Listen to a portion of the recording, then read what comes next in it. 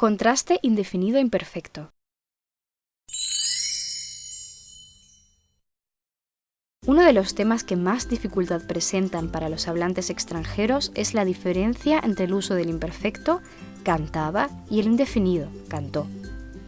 En principio, ambos tiempos del pasado están especializados en expresar distintos tipos de información.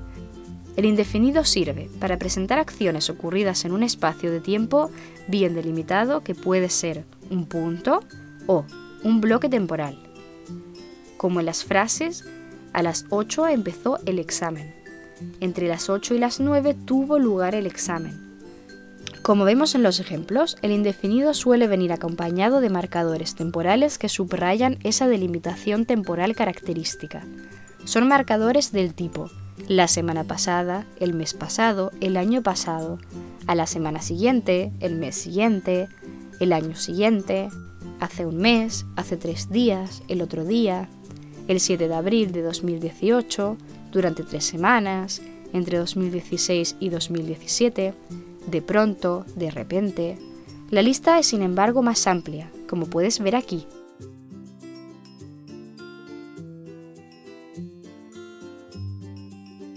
El problema de los tiempos del pasado es que con frecuencia estos marcadores no están indicados explícitamente. Fíjate en la frase, tuvo lugar un accidente. Aunque no aparece un circunstancial de tiempo, podemos imaginarnos que el accidente ocurrió un día concreto y a una hora determinada. Por ejemplo, ocurrió el día 5 de marzo a las 3:15 de la tarde.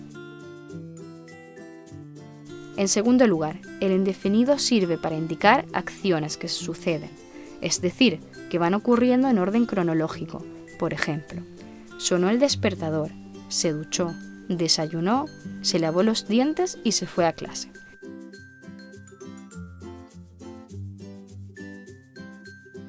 Por último, sirve también para valorar acontecimientos ocurridos en el pasado, como en el siguiente diálogo.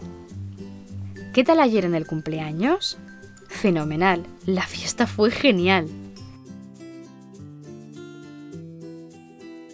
O sea que, resumiendo, los principales usos del indefinido son relatar acontecimientos ocurridos en un punto o bloque temporal, acciones que suceden o valorar hechos pasados.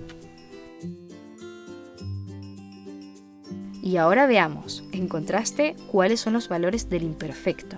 Uno de los principales usos es indicar costumbre o acciones habituales ocurridas en el pasado, como en la frase «Todos los domingos iba a pescar». Por eso, con el imperfecto es frecuente identificar marcadores temporales del tipo de pequeño o de pequeña, de niño o de niña, de joven, en aquel entonces, todos los días, todas las semanas, todos los meses, todos los domingos, generalmente, normalmente, con frecuencia, a veces, muchas veces, de vez en cuando.